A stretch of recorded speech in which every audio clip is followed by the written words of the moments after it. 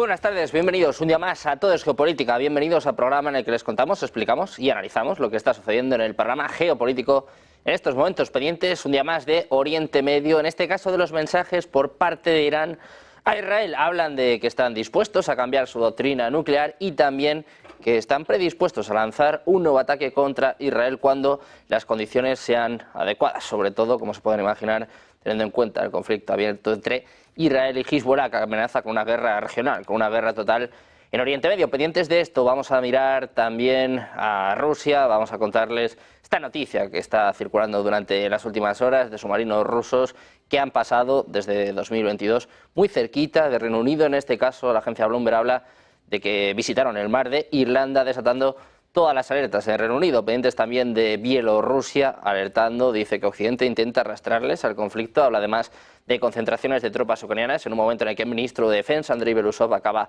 de viajar precisamente a Bielorrusia. También una reunión en las últimas horas entre Lukashenko y Vyacheslav Volodin, presidente del Parlamento ruso. Enseguida les contamos todo lo que se está cociendo, pero antes repasamos la actualidad. Antes empezamos mirando a Teherán. Como les contamos, está dispuesto a llevar a cabo otro ataque masivo contra Israel, pero aún no están dadas las condiciones para que Irán emprenda una acción directa contra el Estado judío. Es lo que afirma el general Amir Ali Hajizadeh, comandante de las fuerzas aeroespaciales del Cuerpo de la Guardia Revolucionaria Islámica de Irán. Dice literalmente: deseamos tener la oportunidad de llevar a cabo la operación Promesa Verdadera 2. No sé cuántos proyectiles habrá que disparar esta vez, es lo que señala, según cita la agencia de noticias Tasnim. Operación Promesa Verdadera es el nombre en clave dado por el líder supremo iraní, el ayatolá Ali Jamenei, y la cúpula del CGRI al ataque contra Israel que se llevó a cabo en respuesta al ataque aéreo contra el consulado de Teherán en Siria, y en el que participaron al menos 300 proyectiles y drones. Según el general, Teherán está triste al ver que Israel ha estado cometiendo crímenes en Palestina durante casi 9 meses con el apoyo de Estados Unidos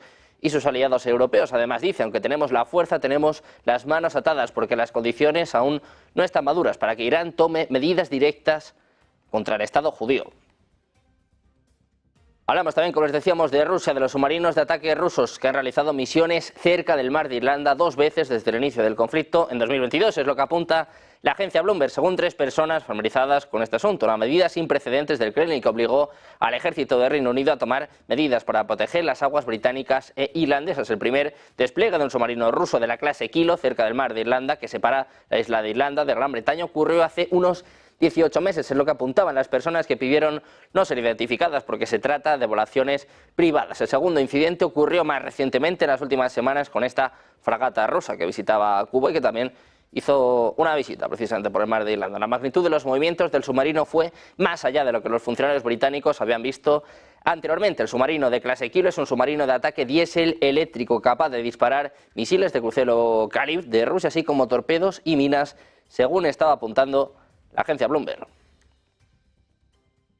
Y hablamos ahora también de las autoridades rusas. Según está apuntando la ONU, se han servido del exclave de Kaliningrado, ubicado entre Polonia y Lituania, para alterar el servicio de los sistemas satélites de países de la Unión Europea. Es lo que muestra un informe de la Unión Internacional de Telecomunicaciones, una agencia, como les decimos, vinculada a la ONU. Ha examinado en su reunión más reciente las quejas de varios países, entre ellos Francia, Suecia, Luxemburgo y Países Bajos, sobre posibles interferencias, en algunos casos con vistas a torpedear la distribución de señales de cadenas de televisión y radio ucraniana. Las autoridades rusas se han desligado de estas aparentes intervenciones, pero los expertos han geolocalizado el origen de los ataques y han marcado en el mapa varios puntos vinculados a Rusia, entre ellos Kaliningrado. Para la OIT se trata de unas conclusiones extremadamente preocupantes e inaceptables.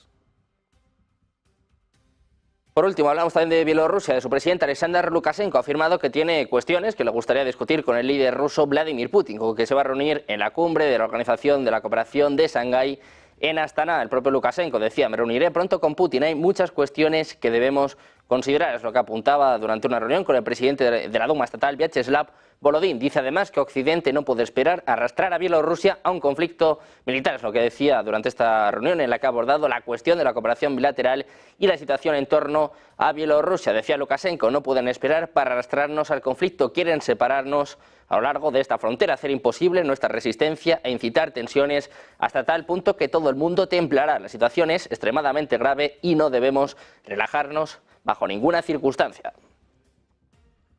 Pendientes de Bielorrusia, también de Rusia, de estas tensiones con la OTAN, en este caso estos avisos a Reino Unido. Ponemos el foco también en Oriente Medio. Vamos a analizar ya estas cuestiones, como siempre, de la mano de los mejores expertos. Hoy tenemos a Francisco Javier Martínez, analista internacional de geopolítica y geoeconomía. ¿Qué tal, Francisco? Muy buenas. Buenas tardes. Buenas tardes. Un placer. Tenemos a Enrique Refollo, experto en geopolítica y doctor en geografía militar. ¿Qué tal? Muy buenas, Enrique. Buen día. Bien hallado y agradecido, como siempre, de estar aquí con todos vosotros.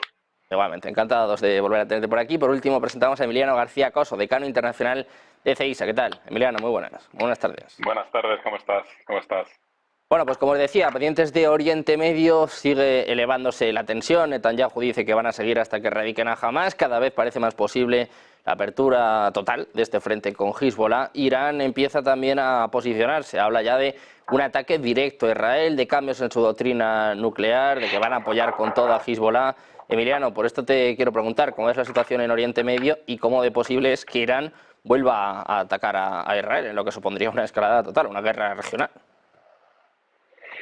Bueno, yo creo que forma parte del discurso del régimen de los ayatolás, intentando tensar aún más la cuerda y mostrando al mundo árabe su liderazgo frente al régimen sionista.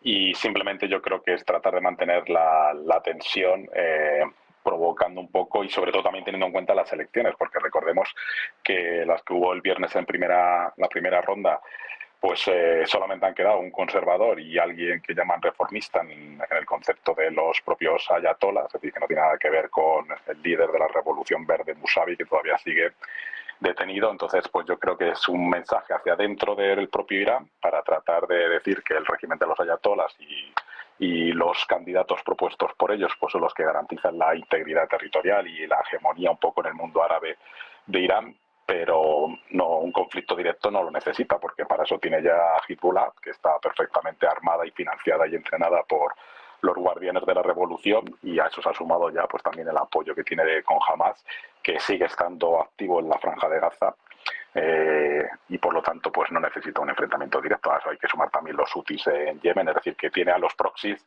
sin necesidad de tener que entrar en un enfrentamiento directo con con Israel, porque hay que tener en cuenta que eso implicaría ya unas consecuencias muy graves y además tendría el apoyo directo también de Estados Unidos. Es decir, que simplemente creo que entra dentro de esa dinámica a la que nos estamos acostumbrando, donde todos los grandes causantes de conflictos pues empiezan a incrementar la retórica bélica. Pues pendientes de estas nuevas tensiones entre Irán e Israel, después de los ataques que tuvieron lugar hace unos meses, que seguro que todos ustedes siguen recordando. Enrique, por esto te quiero preguntar, por este posicionamiento por parte de Irán y estos mensajes tan directos a Israel que hacía semanas que no veíamos. Parece, como digo, que está escalando, desde luego, la tensión en Oriente Medio. Sí, efectivamente, el caso principal es si va a haber esa intervención masiva del Estado de Israel contra el Líbano, más concretamente contra el sur del Líbano, ya que hay miembros del gobierno israelí, de sus fuerzas armadas, que hablan de crear una especie de zona tapón en el sur del Líbano, de entre 5 y 10 kilómetros por lo menos, de zona desmilitarizada, pero que al fin y al cabo llevaría a un conflicto directo contra sobre todo Hezbollah del Líbano, más que contra el mismo ejército libanés. Y esto también señalaría varias cuestiones. Desde el lado de Hezbollah han dicho que tienen hasta 100.000 combatientes preparados para esto, que no solo actuarían desde allí, que es decir, no solo habría militantes de ellos desde el Líbano, también estaría Siria, también estaría Irak, también estaría el Mar Rojo, con Yemen.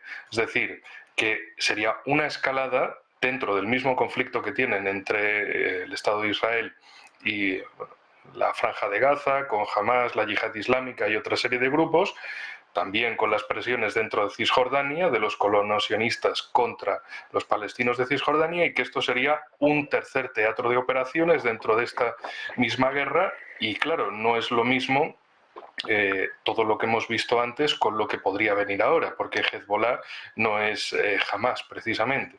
Tienen muchísimos más combatientes, muchísimo más armamento y también en los últimos meses lo que se ha visto precisamente entre esas zonas del sur del Líbano y el norte de Israel son ataques continuos de unos con otros, intentándose probar las defensas mutuamente, mostrando que pueden hacer ataques en profundidad, como por ejemplo ataques israelíes al interior del Líbano, ataques de Hezbollah al interior de Israel, incluso alcanzando el puerto de Haifa, y lo que vemos es básicamente una preparación de la guerra.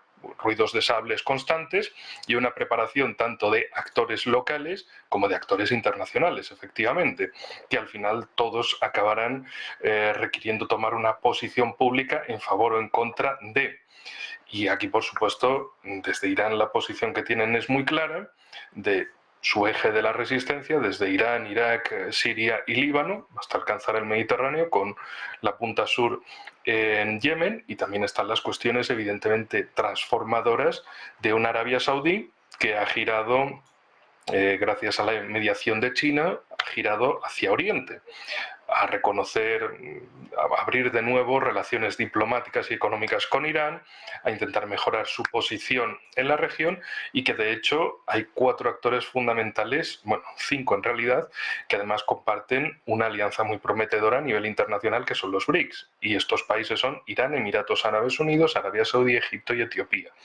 Lo más importante es precisamente en ese lado del Golfo Pérsico, no hace falta decir la cantidad de petróleo y gas que pasa, que sale de ese Golfo Pérsico hacia el Golfo de Omán, Mar Arábico, etcétera, y de ahí a todo el mundo. Bueno, pues 3 países que son potencias petrolíferas del mundo muy importantes pueden trabajar también en coordinación, y al fin y al cabo una ampliación de esta guerra, y termino ya con esto, acabará requiriendo un mayor posicionamiento de esos países árabes y especialmente árabes musulmanes, donde, oiga, ¿cuál es su posicionamiento? ¿Van a estar en defensa de sus correligionarios musulmanes y que además son árabes, es decir, que comparten doblemente elementos con ellos, o van a seguir del lado occidental, con el cual como mucho comparten lazos económicos, pero por lo demás se dedican a causarles una masacre dentro de su comunidad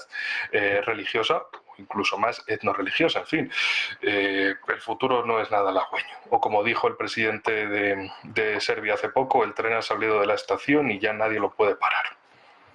Pues a ver si se para este tren en Oriente Medio, que amenaza con llevarse todo por delante, sobre todo teniendo en cuenta pues lo que ya sucedió hace unas semanas entre Irán e Israel, y que bueno, pues parece de nuevo cercano. Francisco Javier, por esto te quiero preguntar cómo ves la situación y el hecho de que Irán pueda intervenir en el caso de que ataquen a Hezbollah.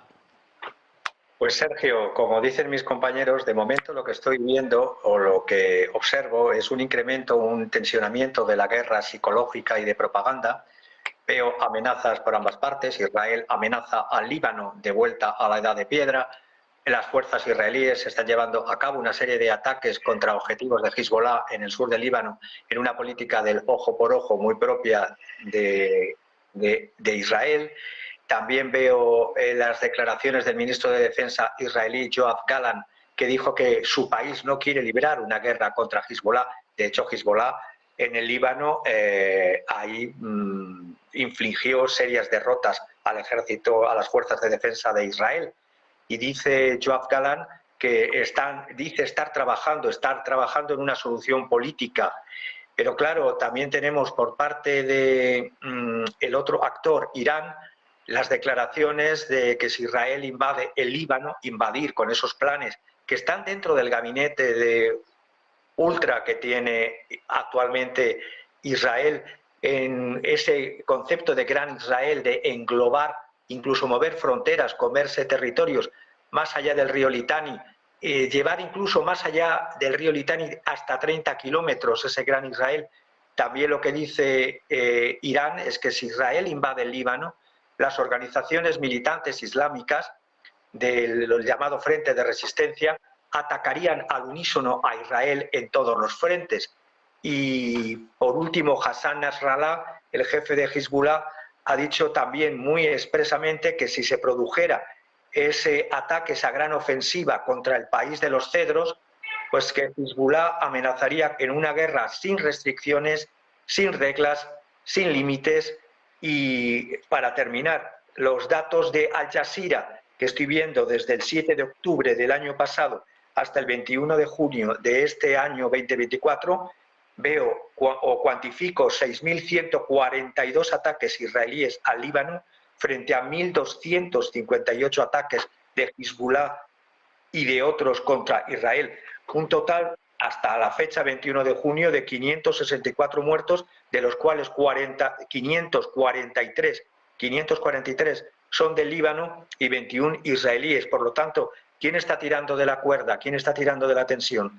Hay un comunicado último de países como Alemania, Canadá, Países Bajos y Estados Unidos que instan a sus nacionales no solo a no viajar, sino que abandonen territorio libanés, y lo acaba de hacer también Arabia Saudita. Por lo tanto, la cuestión de tensar la cuerda, las cuerdas que se tensan, como ha dicho antes Enrique con la metáfora del presidente de Serbia, con lo del tema del tren, las cuerdas que se tensan terminan por romperse.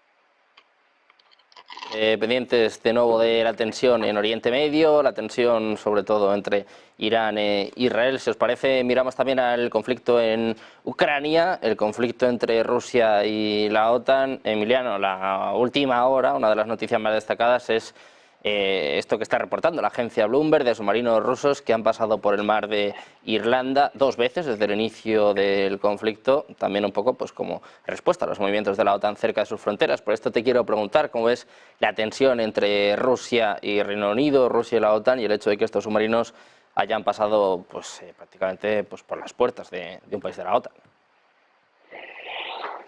Bueno, entra dentro de las dinámicas de amenaza con hechos y con palabras.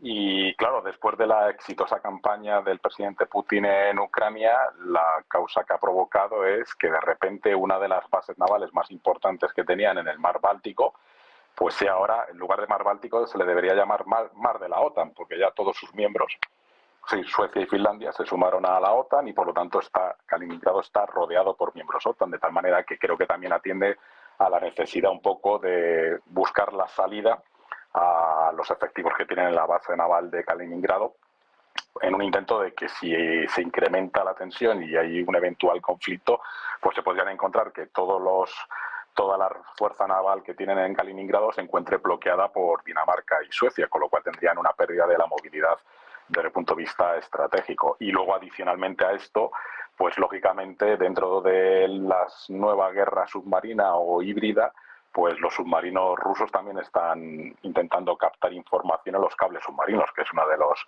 elementos estratégicos más importantes para tratar de interceptar las comunicaciones. Es decir, que creo que hay un elemento ahí estratégico de no bloquear, porque se podría llegar a bloquear la salida de la base naval de Kaliningrado, y centrarlo más en la península de Kola, que es donde está la gran base naval de la flota rusa y de submarinos también, y luego un tema estratégico de movimientos para decir que estamos aquí y que tenemos un potencial en la guerra submarina interesante, porque digamos Rusia sigue invirtiendo, pero la OTAN abandonó un poco todo el tema de lo que es el refuerzo de los submarinos. Y bueno, pues en el fondo, como has mencionado tú al principio, se trata de submarinos que puede lanzar misiles balísticos, y entendemos que no hay submarinos nucleares, no de propulsión nuclear, sino con capacidad para lanzar armas nucleares. Entonces, bueno, pues veremos más movimientos de estos, porque Rusia evidentemente tiene que demostrar un poco su poderío naval en un intento de amedrentar un poco más a los aliados de la OTAN o a los miembros de la OTAN. Bueno, pues por estos mismos movimientos te quiero preguntar, Enrique. Hablábamos ya hace semanas de estas fragatas que viajaban hacia Cuba, que pasaron cerquita de Florida. Parece ser que también hicieron una visita, en este caso al mar de Irlanda. Claro, estamos hablando de las provocaciones por parte de la OTAN, de cuándo va a llegar una respuesta por parte de Rusia. Parece que Putin pues, también está moviendo sus fichas, ¿no?, con este tipo de jugadas. Sí, en fin, esto es la escalada interminable de unos hacen unas maniobras, otros hacen sus contramaniobras, unos dicen, mira, tenemos aliados, y los otros ya, y nosotros también, y así sucesivamente. Por ejemplo, pues Estados Unidos se va de maniobras con Japón y Corea del Sur, Rusia se va de maniobras con China, en fin, pues una y otra vez más de lo mismo. Maniobras también de Rusia y Bielorrusia, maniobras de la OTAN y así sucesivamente, porque unos para la OTAN necesitan demostrar que tienen el potencial, que lo pueden desplegar, que lo pueden mover, y para los otros tienen que demostrar que tienen capacidad también de respuesta a eso. Y unos hablan de misiles nucleares, vale, y también en Rusia les recuerdan, sí, nosotros también los tenemos. Nos hablan de bombarderos y también los tenemos, y así sucesivamente, porque esto sirve desde luego que para calentar la banda y para estar mostrando que efectivamente se tiene ese armamento, se podría usar en cualquier momento porque todos se están preparando para ello. Lo cual, pues, en fin, en una tónica, en este marco, pues desde luego es lo habitual. La cuestión es quién se beneficia de todo esto. Es decir, en el caso de Rusia y China, ellos siguen, además de haciendo esos movimientos militares, siguen haciendo negocios. En el caso de Estados Unidos también. Pero en el caso de Europa, ¿dónde está el crecimiento? Es decir, viéndolo desde un punto frío numérico. ¿Quién está beneficiándose de toda esta escalada? Al contrario, en Europa nadie se está beneficiando de esto, más allá del complejo militar industrial, por supuesto. Pero a nivel de creación de infraestructuras, de creación de un potencial industrial, de un potencial agrícola, de un potencial minero, económico, en definitiva, en el caso europeo no hay nada de eso. Es decir, se está preparando para una guerra como si fuera esto el campo de batalla desechable. Y es ahí la cuestión importante. Vemos grandes potencias alrededor, cada una con sus intereses, con sus movimientos, con sus crecimientos, pero ¿aquí qué? Bueno, pues pendientes de estas demostraciones, ¿no?, de fuerza por parte de ambos bandos, de Rusia y de la OTAN. Francisco Javier, te quiero preguntar también por esta cuestión. Estos submarinos, que parece que en cuanto que empiezan a moverse los submarinos rusos, todo el mundo se alerta. No sé si hay que tomárselo tan en serio.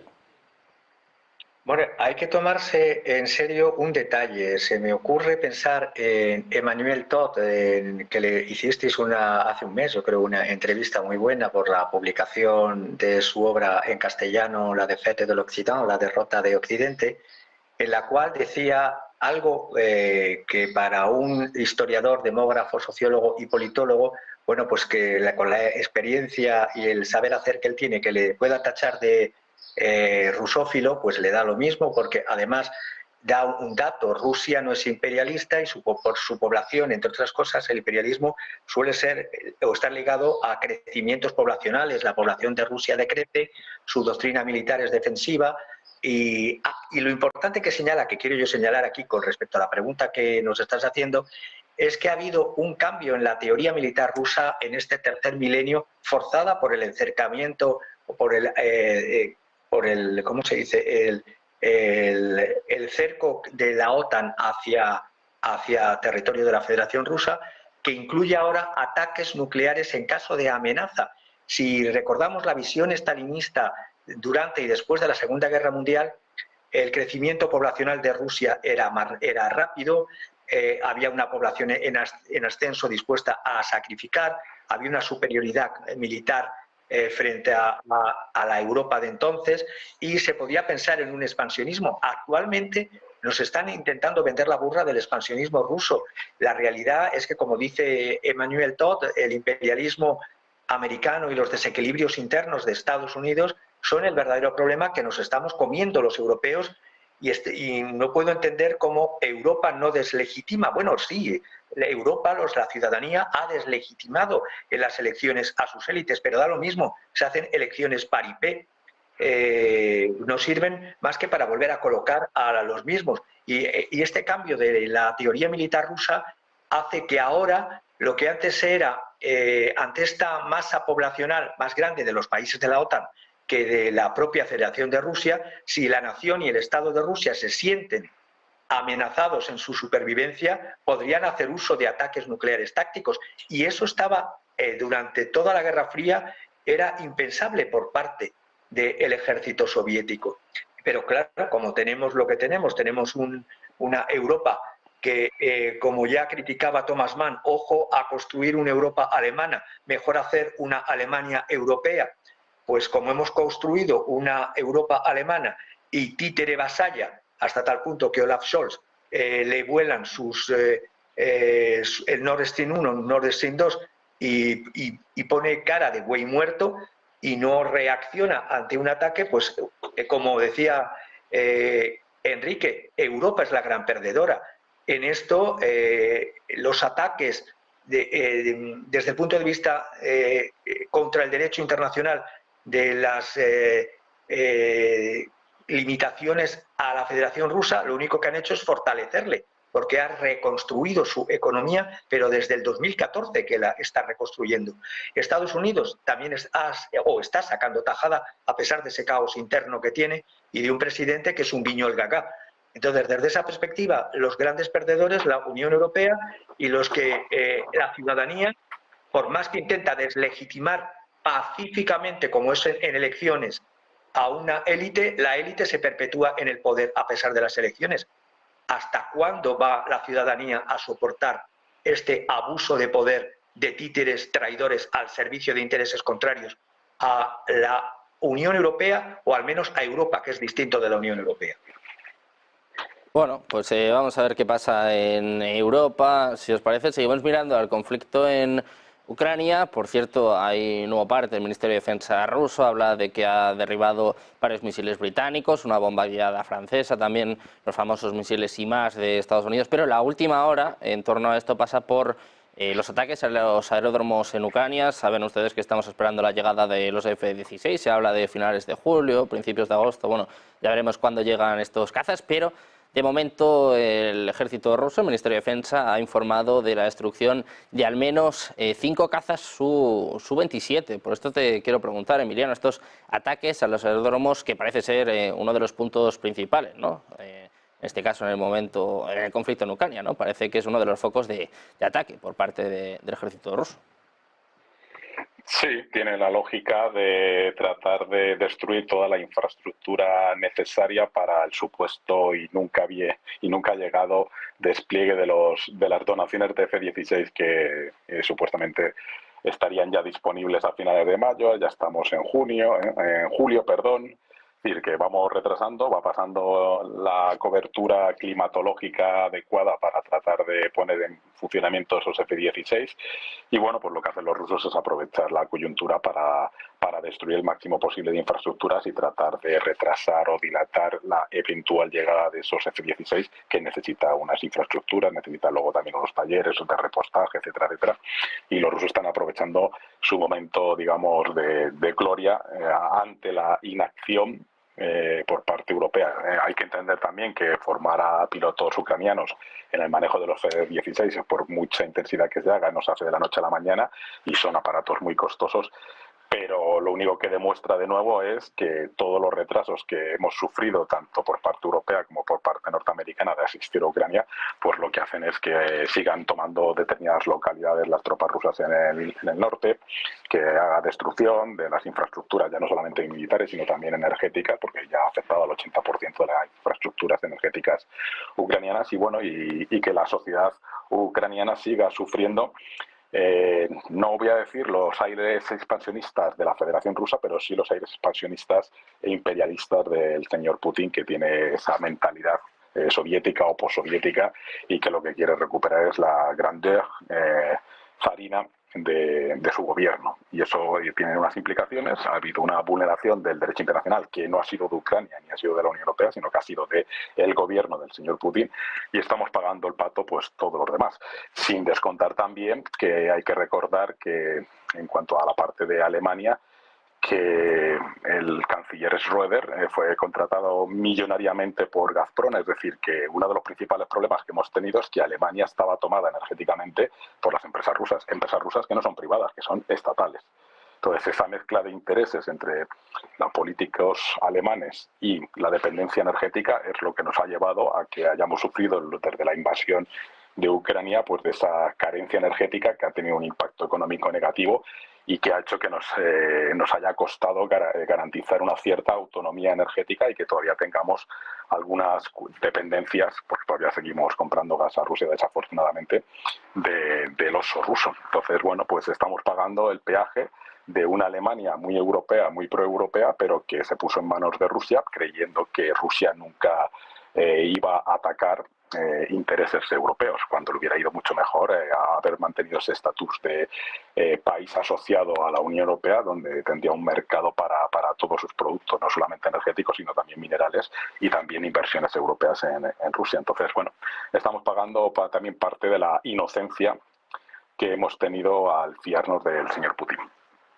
Bueno, pues por esto te quiero preguntar también, Enrique, estos ataques a los aeródromos ucranianos, el foco puesto en los F-16, que como estábamos explicando, pues se lleva mucho tiempo esperando también que precisamente los pilotos ucranianos vayan aprobando estos exámenes. Se habla de dificultades con el inglés, incluso, bueno, parece complicado que vayan a poder llegar a finales de julio, principios de agosto, pero por si acaso parece que Rusia, como decía Emiliano, está intentando destruir la infraestructura para atrasar también precisamente la llegada de los F-16. Sí, no solo eso, también otra cuestión que está sobre la mesa en este tema es cómo iban a operar esos F-16. Es decir, había planes, había sugerencias de que salieran de bases de países OTAN, operasen en Ucrania y luego aterrizasen ¿dónde? Que aterrizasen en Ucrania y quedasen ahí, o que regresaran a bases OTAN. Entonces, ¿cuál es la legalidad de las cosas? Si es un avión donado a Ucrania, perteneciente a las Fuerzas Aéreas de Ucrania y con piloto ucraniano, pero entrando y saliendo de bases europeas y demás. Bueno, en fin, esa es la cuestión que, por un lado, están dilucidando. Están viendo si es efectivo, sería efectivo desplegar esos cazas dentro de Ucrania o hacer alguna clase de esas maniobras, y de cómo iba a responder Rusia.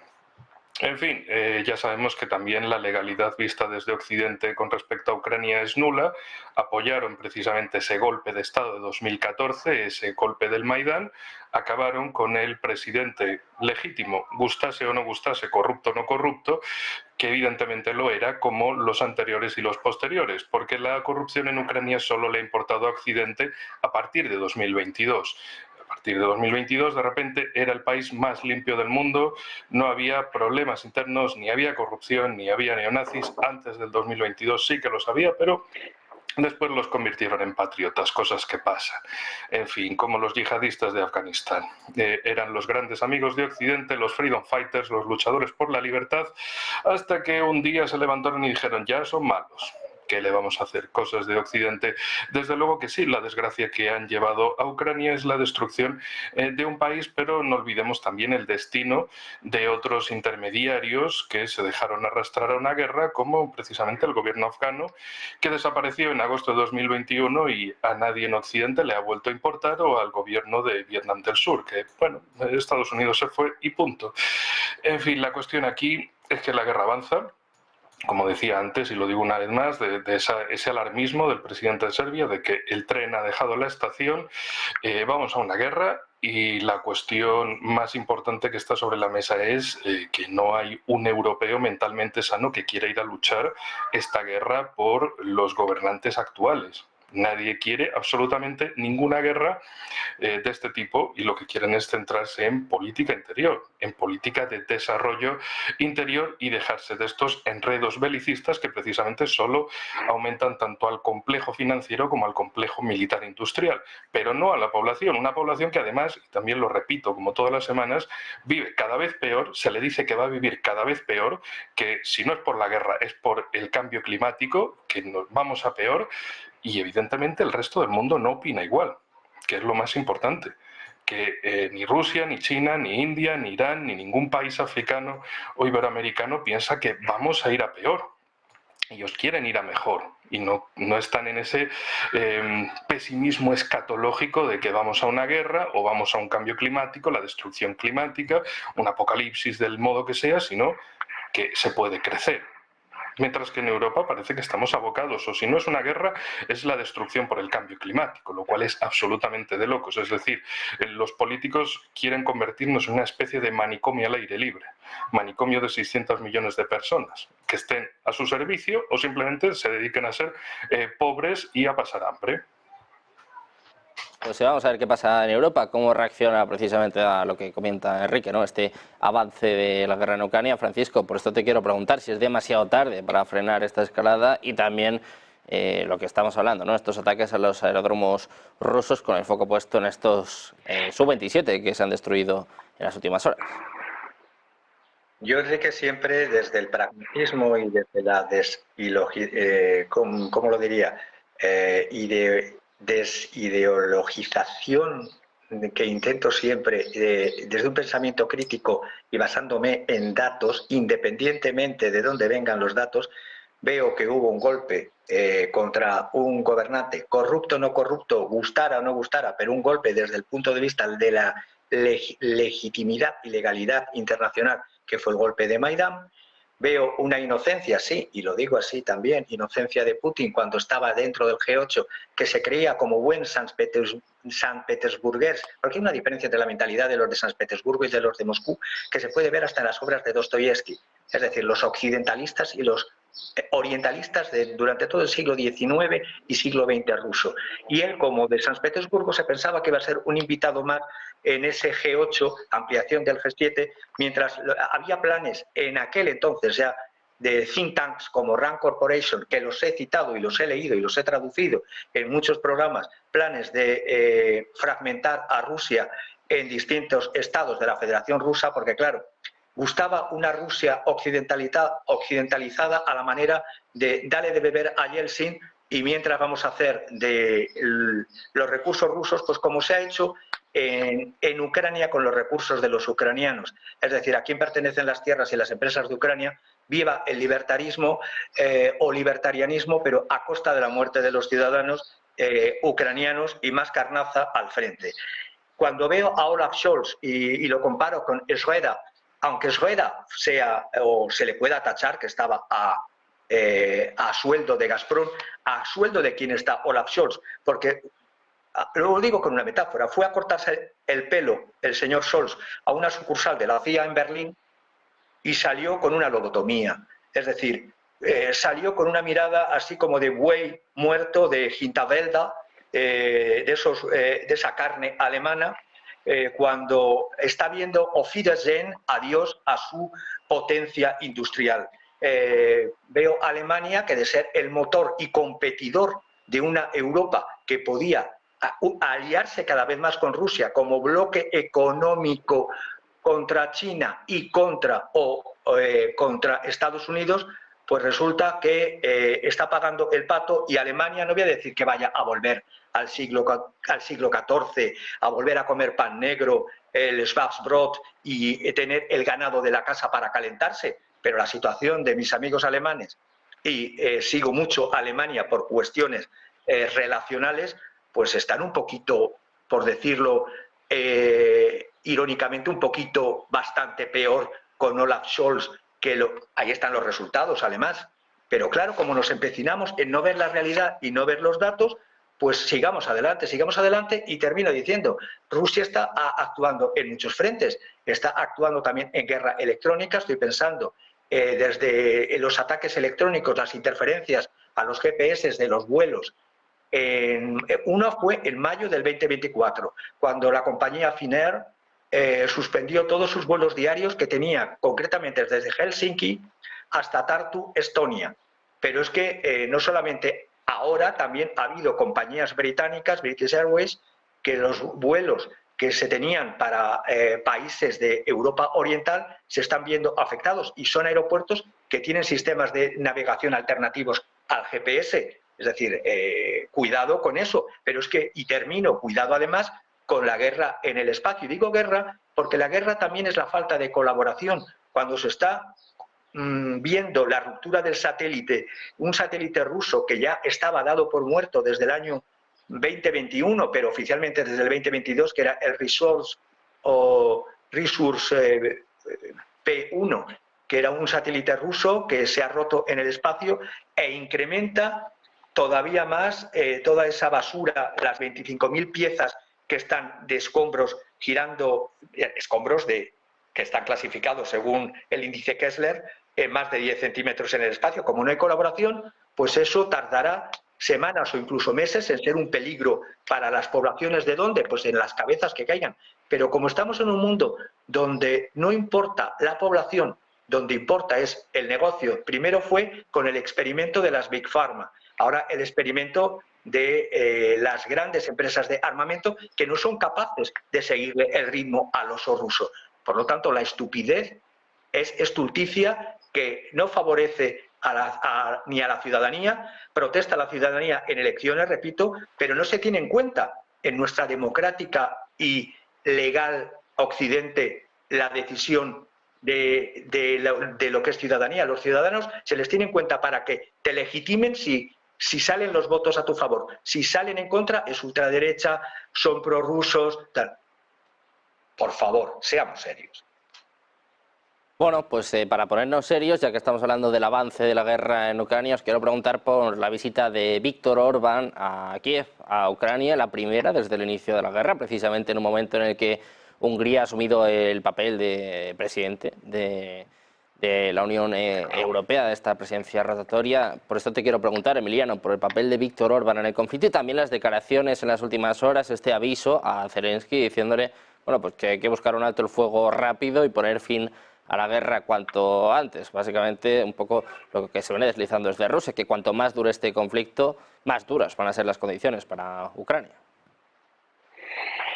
Sí, claro que sí, sí. Yo creo que todos estamos de acuerdo en que este conflicto habría que ponerle fin en unas condiciones, digamos, equilibradas para ambas partes, no solamente para una de las partes. Y claro, estamos viviendo un fenómeno bastante curioso dentro de la propia Unión Europea, donde tenemos uno de los estados que es, digamos, socio o tiene un partenariado especial, por llamarlo de alguna manera, con Rusia. Entonces trata de vetar o condicionar o incluso exigir el desembolso de cierto dinero para que al menos se salga del Consejo y no haya un bloqueo en las decisiones de apoyo a Ucrania. Y ahora nada más y nada menos que, a pesar de ese nacionalismo del partido Fidesz y de las políticas que implementa este señor y todo lo que es contrario a algunas cuestiones que caracterizan o que deberían caracterizar los valores de la Unión Europea, porque recordemos que también en Hungría se adoptó una ley muy similar a la que se ha adoptado en Georgia. Georgia le ha dicho que se paralizaría su proceso de adhesión y tenemos aquí al propio miembro del club comunitario que aplica unas leyes también extraídas, digamos, de las prácticas rusas de controlar las inversiones extranjeras o las fundaciones o asociaciones que operan en el territorio húngaro. Entonces, ahora le ha tocado, porque no tiene más remedio, y en esta presidencia rotatoria del Consejo, pues tener que entrevistarse con Zelensky, aunque también ha habido cierto, o sea, juega un poco al poli bueno, poli malo, porque también, digamos, su ministro de Exteriores estuvo en esa cumbre de paz en Suiza, que no sé si se le puede llamar así, porque no estando Rusia, ni es cumbre ni es nada, es decir, más bien una fotografía, pero en todo caso su propio ministro de Exteriores estuvo allí y todos aquellos otros encuentros que ha tenido, pues es uno de los pocos miembros de la Unión Europea que ha tenido diálogo directo con Putin junto al canciller también austriaco. Entonces nos encontramos que ahora le va a tocar liderar políticamente, porque tampoco es que tenga muchas competencias como presidente rotatorio del Consejo, pues todas las negociaciones del proceso acelerado de Ucrania a su adhesión a la Unión Europea, que creo que va a ser por el camino más rápido posible, como en su momento se hizo también con Polonia, Hungría, cuando estaba Checoslovaquia, una vez que cayó el muro de Berlín, se aceleró todo el proceso con los países de Europa Central y Oriental, tratando de darles una estabilidad o una alternativa. Y luego tenemos la otra paradoja, que es, ya que se ha mencionado el tren serbio, o la metáfora del primer ministro serbio, es que Serbia también, otro de los candidatos que quiere ser miembro de un club, pues para ese club hay unas reglas y unos valores y unos principios. Sí, entonces no puede ser a la carta, porque entonces es cuando nos encontramos en una situación de crisis profunda de la Unión Europea y nos vamos todos al garete.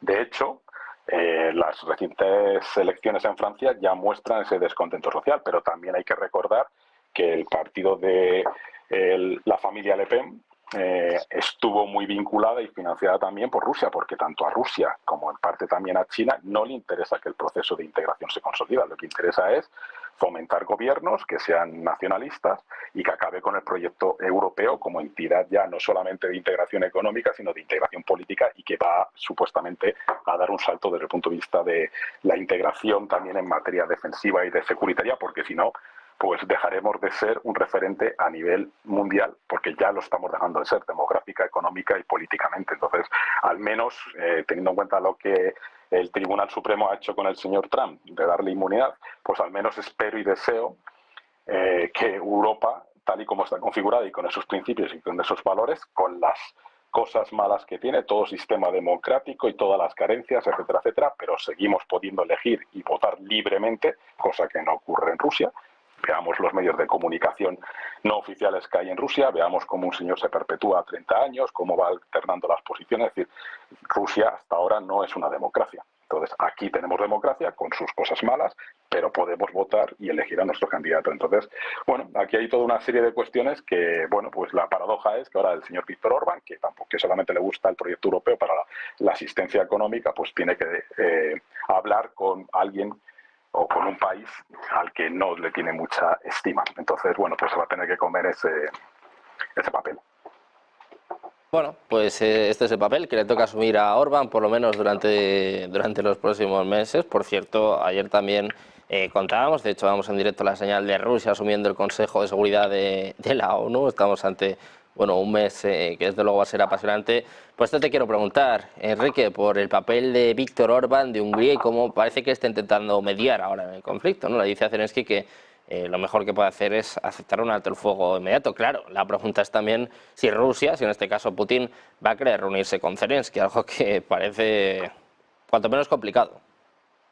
Sí, por el lado de Hungría también lo que Orbán quiere y ha tratado con Zelensky es el respeto a las comunidades húngaras que quedaron en esa parte de la Ucrania postsoviética, en la región de Transcarpatia, que es lo que en ningún momento se ha respetado, especialmente en los últimos 10 años desde el golpe del Maidán, que ha sido un nacionalismo no solo contra la parte oriental ruso parlante, sino también contra las comunidades húngaras, polacas y rumanas de las partes occidentales de esa Ucrania postsoviética. Y en el caso de Hungría, siempre ha mostrado su rechazo a cualquier apoyo hacia Ucrania por precisamente esos ataques contra los húngaros de ese lado ucraniano de la frontera.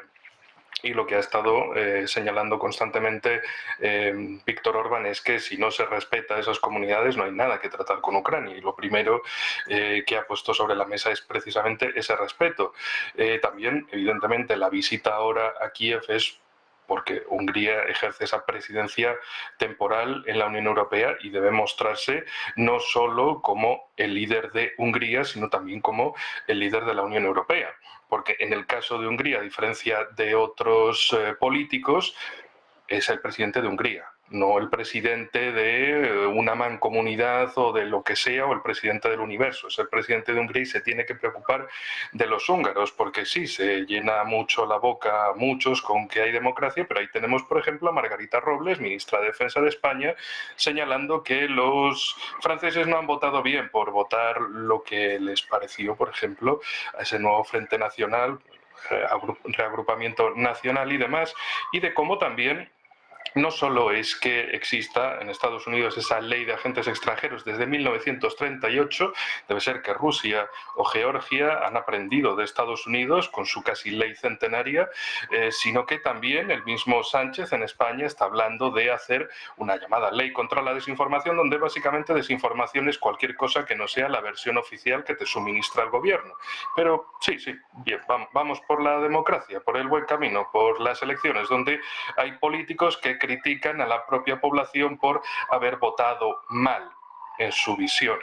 Pero bien, ahí todo sigue yendo por su camino. En el caso de Rusia con el Consejo de Seguridad de Naciones Unidas, pues nadie espera nada del Consejo de Seguridad, creo que es algo general del mundo, porque evidentemente hay 5 países que tienen el derecho de veto. Cada uno lo utiliza cuando considera, entonces soluciones unánimes pues poca cosa. Lo más importante pues son los diferentes eventos que cada país, cada bloque de países va organizando, va haciendo crecer su propia economía, sus propias vecindades, sus propios aliados, socios y demás.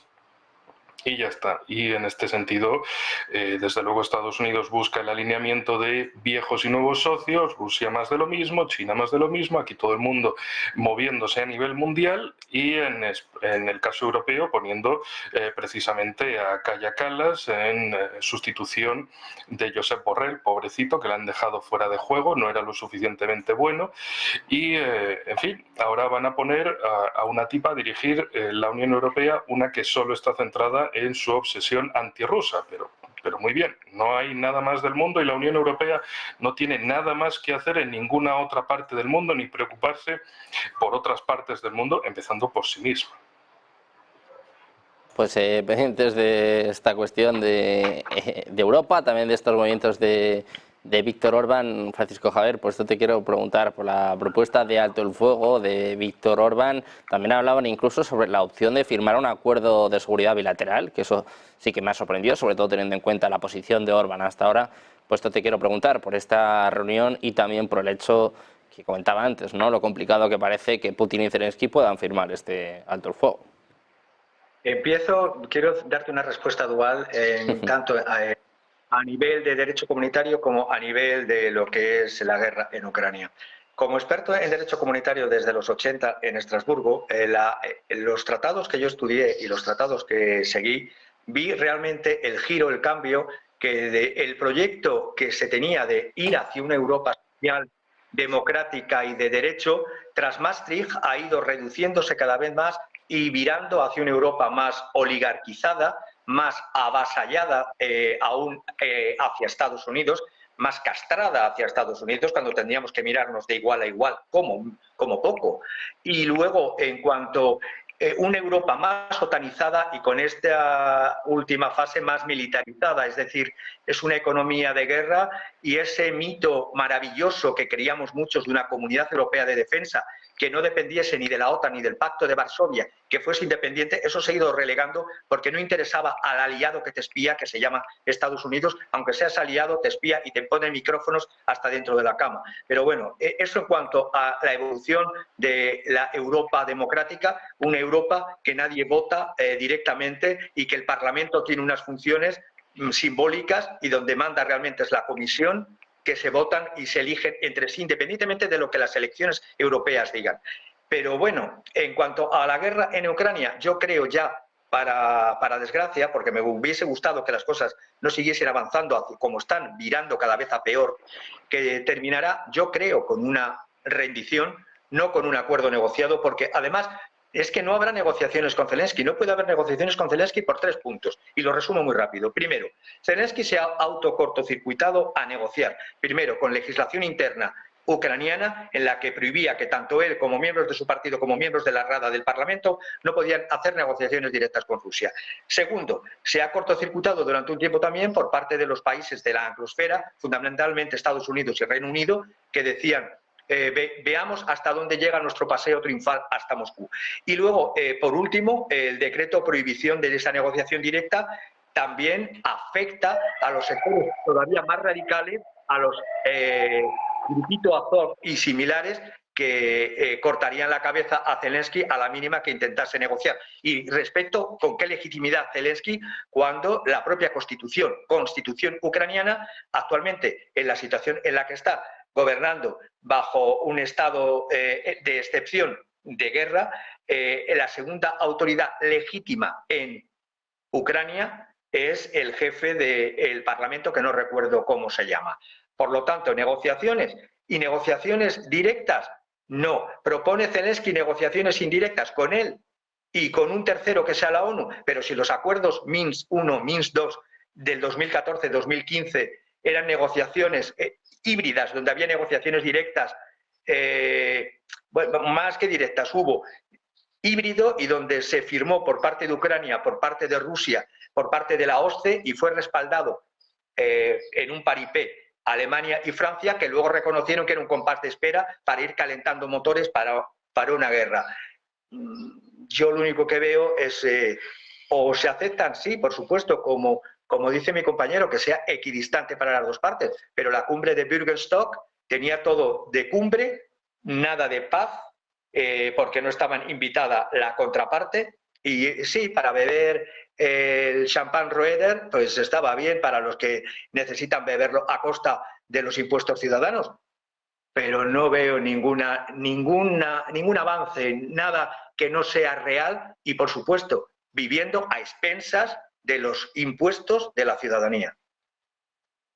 Bueno, pues pendientes de Europa, de su papel en el conflicto, también de los cambios que pueda haber con la presidencia de Hungría. Os doy las gracias una vez más a los tres, Emiliano, Enrique, Francisco Javier. Muchísimas gracias por estar por aquí un día más con nosotros. Un placer, un buen día. Muchas gracias, hasta luego. Hasta la próxima. Muchas gracias. Hasta la próxima. Pues precisamente si quieren ahondar más en esta cuestión, si quieren saber más sobre geopolítica, ya saben que no se lo pueden perder. Negocios Televisión organiza Todo es Geopolítica 2024 los días 11, 12 y 13 de julio en la Universidad CEU San Pablo de Madrid, bajo el lema central El mundo en guerra. Estas jornadas van a contar con la participación de grandes expertos que van a analizar los conflictos globales actuales. Por ejemplo, hablaremos por supuesto de la tensión entre Rusia y la OTAN, las repercusiones de las elecciones en Estados Unidos o también el conflicto en Oriente Medio con la guerra entre Israel y Hamas. Lo haremos, como siempre, de la mano de los mejores analistas. Por ejemplo, el jueves 11 van a estar con nosotros Fernando Cocho, Fernando Moragón, José Luis Orella y Rubén Gisbert. El viernes 12 contaremos con Miguel Ángel Temprano, José Antonio Zorrilla, Antonio Alonso o Jorge Cachinero. Y por último van a clausurar estas jornadas Lorenzo Ramírez, Juan Antonio Aguilar, Santiago Armesilla y Alberto Iturralde, todas ellas presentadas por José Antonio Bizner. Así que ya saben, si quieren asistir a las jornadas pueden entrar en nuestra web www.negocios.es y no te lo pierdas. También puedes adquirir tus entradas para ver el evento de forma online.